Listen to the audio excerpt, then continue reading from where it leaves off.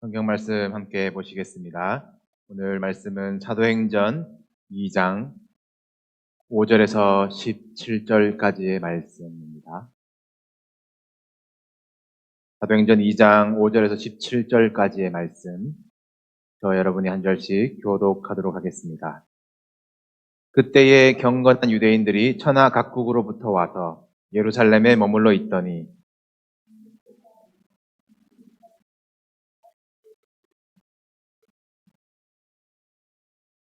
다 놀라 신기하게 여겨 이르되, 보라, 이 말하는 사람들이 다 갈릴리 사람이 아니냐.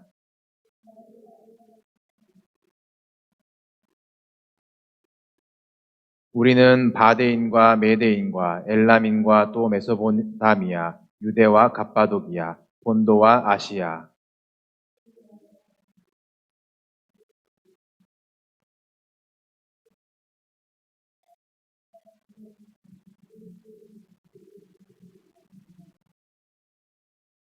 그레데인과 아라비아인들이라. 우리가 다 우리의 각 언어로 하나님의 큰 일을 말함을 듣는도다 하고,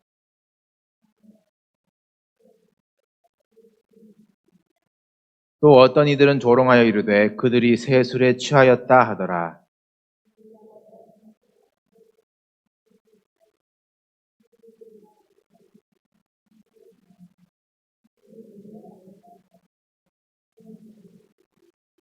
때가 제3시니 너희 생각과 같이 이 사람들이 취한 것이 아니라.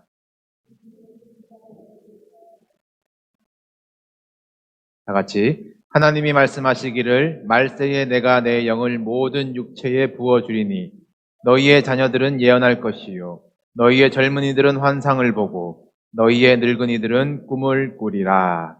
아멘. 사도행전이 시작되었습니다. 복음서에서 멈춰진 신앙이 아니요 사도행전으로 연결되는 신앙, 성령의 열매가 맺어지는 인생, 우리의 성령 행전을 기록해가는 교회와 성도 되기를 우리가 함께 소원하였습니다. 예수께서 부활하시고 40일 동안 하신 일들이 두 가지, 부활을 증거하신 것과 하나님 나라의 일을 말씀하셨던 것이지요.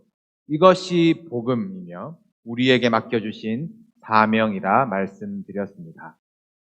40일 동안 하나님 나라의 복음만 말씀하신 예수님께 제자들이 여쭙습니다. 주께서 이스라엘 나라를 회복하심이 이때니까. 여기 제자들이 여쭈었다라는 단어가 이 계속되는 동작을 표현하는 것이거든요. 계속 물으면서 보챘다라는 것입니다. 예수님, 부활 알겠고 하나님 나라 알겠는데 이스라엘 나라를 어떻게 하시겠습니까? 라는 것이에요.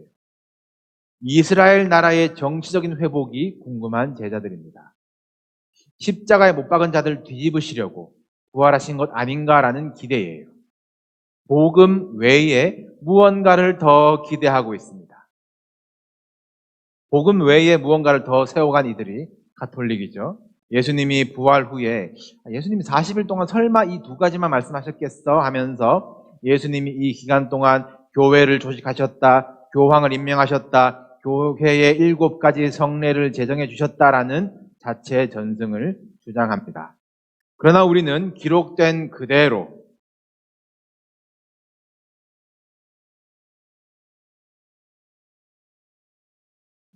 그러나 우리는 기록된 그대로 복음이 전부다.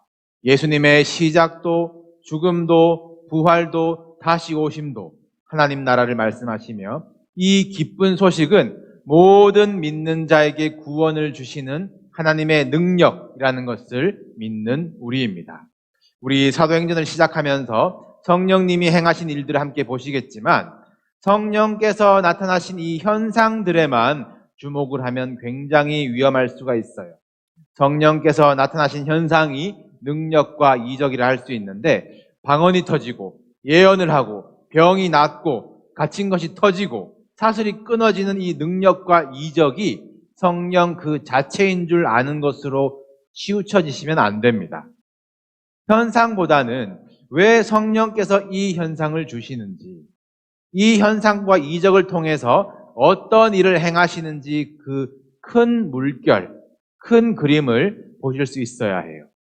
사도행전의 놀라운 현상들이 전부 동일하게 복음이 전해지기 위해서, 복음이 심어지기 위해서 성령님이 능력을 나타내시는 것을 볼 수가 있습니다. 여러분들 마귀도 방언 있는 거 아십니까? 마귀 방언이라고 있어요. 무당도 예언을 합니다. 여러분들 심리 조절만 잘해도 병이 낫는데요. 방언했다 안 했다로 성령을 받았네 안 받았네 그러시면 안 됩니다. 저도 어릴 적에 한국에서 이렇게 막 장풍 쏘는 집회 많이 쫓아다녔는데 그런 현상에 열광하고 체험에 매몰되는 것은 아닌지 우리 스스로를 점검하셔야 돼요. 왜 나에게 능력 주시고 은사를 주시는가? 복음을 위해서입니다. 저 사람 신앙 뜨거워 기도 열심히 해 라는데 그의 삶에 복음의 능력이 없고 성령의 열매가 없다면 바울의 말대로 아무 유익이 없는 것입니다. 교회들마다 참 좋아하는 사도행전 1장 8절 아시죠? 화면에도 있습니다. 오직 성령이 너에게 임하시면 너희가 권능을 받고 예루살렘과 온 유대와 사마리아와 땅끝까지 이르러 내 증인이 되리라 하시니라. 이 말씀을 좋아하시는 이유가 혹시 권능을 받고 에 있는 것이 아니신지요? 여기에 우리가 권능을 받는다라는 것은 이 약속은 부차적인 것이에요. 이 구절에서 가장 중요한 것은 성령이 너희에게 임하시면입니다. 복음이 예루살렘으로부터 시작해서 온 땅에 전해질 텐데 성령님께서 그 일을 우리와 함께 하고 싶으시다는 것이에요. 우리를 증인 삼아서 우리를 통해 그 일을 이루시겠다라는 것이고 그 일을 위해서 우리에게 권능을 주시는 것입니다. 오순절 다락방의 불의 혀, 바람과 같은 소리, 그 현상과 그 방언의 능력이 중요한 것이 아닙니다. 더 중요한 것이 그 불의 혀가 각 사람 위에 하나씩 임하신 그것이에요. 성령 하나님께서 각 사람에게 모든 육체에게 부어지신 사건, 예수 그리스도께서 죄의 문제를 해결하시자 이제 성령께서 그 심령에 거하시는 것, 하나님 거하실 처소로 삼으시겠다는 것, 그것이 중요한 사건입니다. 성령 충만하면 나에게 어떤 일이 일어날까? 어떤 능력과 은사를 주실까?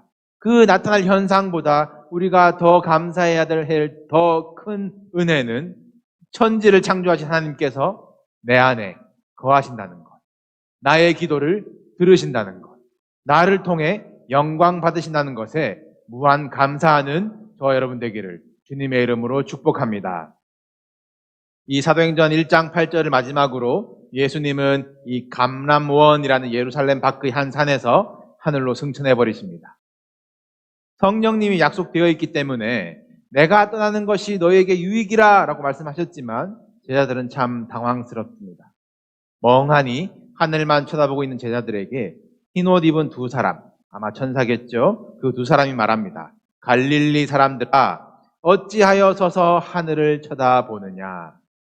정신 차리라는 것이 여기 있을 때가 아니라는 것입니다. 인생의 해답은 허공에 있지 않아요. 한숨에 있지 않습니다. 말씀과 찬송 속에 있는 줄로 믿습니다. 제자들이 예수님의 말씀을 기억해내요. 이 같은 시리즈 책인 누가복음에 기록된 말씀입니다. 볼지어다 내가 내 아버지께서 약속하신 것을 너희에게 보내리니 너희는 위로부터 능력으로 입혀질 때까지 이 성에 머물라. 이 성은 예루살렘입니다. 제자들이 이제 예루살렘으로 돌아가요. 그리고 120명의 제자들이 다락방에 모여서 오로지 기도에 힘씁니다. 그러다 어느덧 오순절이 되었고 말씀 붙들고 기도하는 그 자리에 말씀대로 하늘로부터 급하고 강한 바람 같은 소리가 집에 가득하며 불의 혀처럼 갈라지는 것이 각 사람 위에 하나씩 임하는 성령 강림 사건이 일어납니다.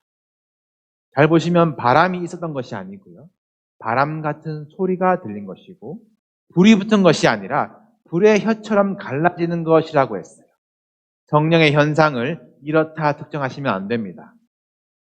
창조 때부터 이미 일하고 계신 성령 하나님께서 예수 그리스도의 죽음과 부활, 이 죄와 사망의 문제를 해결하신 결과로 이제 만민에게 임하셨습니다. 성령님의 감화 감동으로 예수 그리스도의 대속의 은혜가 믿어지는 누구에게나 구원을 주시는 하나님의 그 섭리, 그 은혜가 완결되었어요.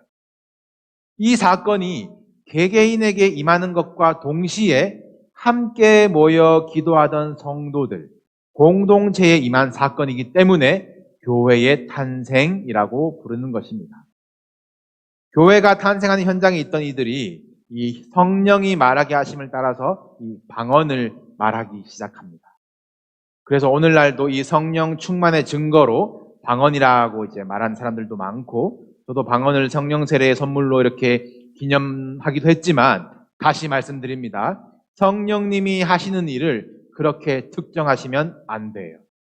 고요한 침묵 가운데 기도하더라도 누구보다 말씀조차 복음 위에 사는 사람이라면 그 사람이 진짜 성령 충만한 사람입니다. 엄밀히 말하면 우리가 지금 하고 있는 방언들과 오늘 성경 본문 속의 현상은 다르죠. 우리는 알 수 없는 말, 하늘의 언어, 영의 언어라고 하는데 이것도 유익이 있습니다. 기도를 청산유수처럼 해야 기도가 잘 되는 것처럼 착각되는 그 나의 힘이 빠지고, 무슨 기도인지 나조차 알 수 없지만 성령님이 이 기도를 도와주시기를 구하는 그런 겸손한 복이 있어요. 겸손히 하셔야지 내가 주문 부리듯이 나에게 주도권이 있는 줄로 그렇게 하시면 그냥 꽹과리 소리 되는 것입니다. 오늘 본문 속의 방언은 각 지역의 언어를 말합니다. 이 교육도 제대로 못 받은 갈릴리 촌 사람들이 이 바데, 메데, 엘람, 오늘 봉독하시느라 고생하셨는데 이 여러 지방에 사는 사람들이 분명하게 알아들을 수 있는 언어가 터졌어요. 참 신기한 현상이지만 우리는 이 현상보다 성령님께서 왜 그렇게 역사하셨는지 보아야 합니다. 이 방언을 듣는 이들이 고백을 합니다. 우리가 다 우리의 각 언어로 하나님의 큰 일을 말함을 듣는도다. 하나님의 큰 일, 각 언어로 복음이 전해지는 것이에요. 하나님 나라를 위해서 언어가 통하기 시작합니다. 여러분, 언어가 흩어진 사건이 무엇입니까? 창세기의 바벨탑 사건입니다. 우리 이름을 내자라고 했던 그 교만한 자들의 언어를 하나님께서 혼잡하게 하셨어요. 그 세월이 지나 인간의 죄를 해결해 주시고 교회를 세우시고 하나님의 큰 일을 말하게 하기 위해서 언어가 통하기 시작합니다. 이때 이 사건은 이후로는 다시 볼 수 없게 된 참 일회적인 상징적인 사건이 되어요. 우리가 장차 그날에 큰 무리가 흰옷을 입고 어린 양 앞에 서서 각 나라와 방언으로 구원하심이 보좌에 앉으신 우리 하나님과 어린 양께 있도다. 이 요한계시록이 말하는 마지막 그 예배, 하나님 나라의 그 예배를 맛보여준 사건이 이 오순절 다락방의 사건이에요. 그런데 오늘 본문을 보니까 그때에 동일하게 예루살렘에 모여있던 자들이 있었습니다. 오순절 전통을 따라서 천하 각국에서 모인 경건한 유대인들이라고 나와 있어요. 예루살렘을 순례하는 이 세 가지 대절기가 있는데 그 중에 하나인 이 오순절을 맞아서 세계 각국에 흩어진 유대인들과 또 유대교 개종자들이 예루살렘에 모여 있습니다. 이들이 모인 것은 전통과 관습에 의해서였습니다. 같은 때, 같은 오순절이고 같은 장소, 같은 예루살렘인데 성령을 받은 이들과 받지 못한 이들로 나누어집니다. 바로 예수님의 말씀을 쫓아 모인 이들과 또 반대로 습관에 따라 모인 이들이에요. 우리가 모인 것은 말씀을 의지해서입니까? 전통과 습관에 의해서입니까? 경건의 모양은 있으나 경건의 능력은 부인하니 이 같은 자들에게서 네가 돌아서라. 경건의 모양만 가진 것에서 또 습관으로만 하는 신앙생활에서 돌아서서 말씀 듣고 반응하는 신앙, 경건의 능력을 덧입는 신앙으로 돌아서기를 바랍니다. 어떻게 돌아섭니까? 주님의 말씀을 생각하며 오로지 기도에 힘쓸 때에, 하나님 나라의 일을 꿈꿀 때에 나의 욕심, 나의 모양은 사라지고 성령님이 나를 다스리기 시작합니다. 그것이 성령 충만이라 말씀드렸어요. 예수님이 하신 일을 이제 나도 하는 제자가 되는 것이고 권능을 받고 복음의 증인이 되는 것입니다. 그런 역동적인 우리 교회가 되기를 주님의 이름으로 소원합니다. 오늘 본문 6절을 보시면 이 소리가 남에 큰 무리가 모여서 각각 자기의 방언으로 제자들이 말하는 것을 듣고 소동하여 성령님이 임하시고 복음이 역사하면 소동이 따라 일어납니다. 주의 성령이 내게 임하셨으니 포로된 자들에게 자유가 있대. 감옥이 열린대. 뱀을 집어 올린대. 왜 집어 들린지 모르겠어. 뱀을 집어 올리고 병을 낫게 하고 육체의 소욕이 거슬러지고 특이한 일들이 일어납니다.